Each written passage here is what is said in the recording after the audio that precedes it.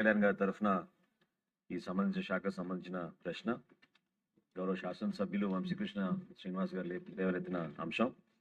విశాఖపట్నం నియోజకవర్గంలోని beach road మరియు తీర ప్రాంతాలలో ప్రజా సౌకర్యాలు, పర్యాటక మౌలిక సదుపాయాలు మరియు తీర ప్రాంత రక్షణ పనుల కోసం సిఆర్జెడ్ అనుమతులను మరింత వేగవంతం చేయాలని, దానికి ప్రభుత్వం తీసుకున్న చర్యలు ఏంటనే దానిపైన ఆయన ప్రశ్నలు లేవనెత్తారు. అధ్యక్ష, ఏ ప్రశ్నకు సమాధానం అధ్యక్ష?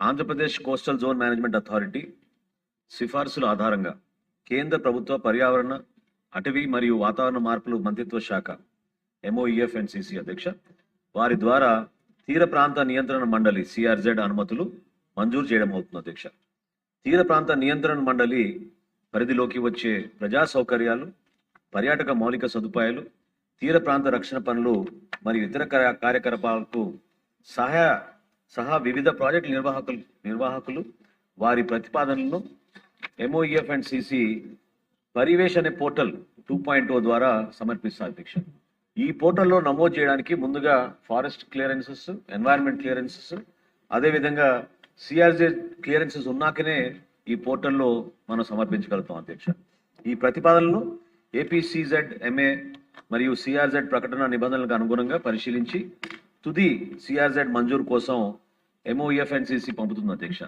ప్రస్తుతం 2011 సిఆర్జెడ్ ప్రకటనకి అనుగుణంగా ప్రాజెక్ట్ ప్రతిపాదనలు పరిశీలించడం అవుతుంది. అధ్యక్ష, 2019లో కేంద్ర ప్రభుత్వం సిఆర్జెడ్ ప్రకటన జారీ చేసింది. అధ్యక్ష, మరియు national centre for sustainable coastal management ఇది ఒక ప్రధానమైన జాతీయ సంస్థ. అధ్యక్ష, ఇది కేంద్ర ప్రభుత్వం కూడా ఈ సంస్థని ఉపయోగిస్తూ ఉంటుంది.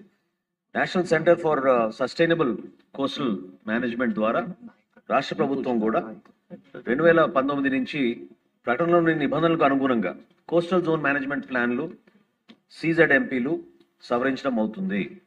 12 తీర ప్రాంత జిల్లాలకు సంబంధించిన సవరించిన CZMPలను ఆమోదం కోసం MOEF&CC సాంకేతిక పరిశీలన కమిటీ వారికి ఆంధ్రప్రదేశ్ ప్రభుత్వం సమర్పించింది. అధ్యక్ష, అంటే రాష్ట్రంలో ఉన్న ఉమ్మడి 13 జిల్లాలు 12 జిల్లాలకి సమర్పించిన. అధ్యక్ష, ఒక్క విశాఖపట్నం జిల్లా విషయంలో తప్పనిసరిగా నిర్వహించాల్సిన ప్రజాభిప్రాయ సేకరణ 2 సార్లు వాయిదా వేయడం జరిగింది. అధ్యక్ష, అందుకనే ఆ కార్యక్రమం పూర్తి చేసుకోలేకపోయాం.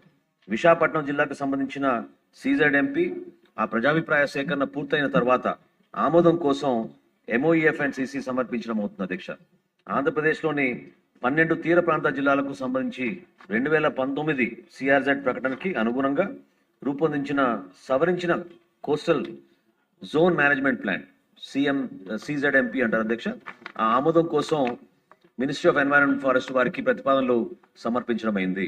విశాఖపట్నం జిల్లాకు సంబంధించిన మధురవాడ సరిహద్దు నుండి భీమునిపట్నం వరకు ఉన్న తీర ప్రాంతం CRZ3 నుండి CRZ2కి పునర్వర్గీకరించాలని జిల్లా యంత్రాంగం అభ్యర్థన మేరకు సదరు ప్రాంతంలో మౌలిక సదుపాయాల కల్పన కోసం పర్యాటక మరియు ఆర్థిక అభివృద్ధిని ప్రోత్సహించే ఉద్దేశంతో ఈ same national centre for sustainable coastal management మరియు MOEF&CCల పరిశీలనకు నిమిత్తం సమర్పించడం అయింది. అధ్యక్ష, సి ప్రశ్నకు సమాధానం. అధ్యక్ష, MOEF&CC సాంకేతిక పరిశీలన కమిటీ ఆగస్టు 3వ తారీఖున 2026 తేదీన సమగ్ర చర్చల అనంతరం మన రాష్ట్రం నుంచి అధికార యంత్రాంగం పోయి ఢిల్లీలో చర్చించారు. అధ్యక్ష, 12 తీర ప్రాంత జిల్లాలకు సంబంధించిన సవరించిన CZMPలను MOEF&CC పరిధిలోని national centre for sustainable coastal management authority అదేవిధంగా దాని తుది ఆమోదం కోసం సిఫార్సు చేసిన. అధ్యక్ష, విశాఖపట్నం జిల్లా విషయంలో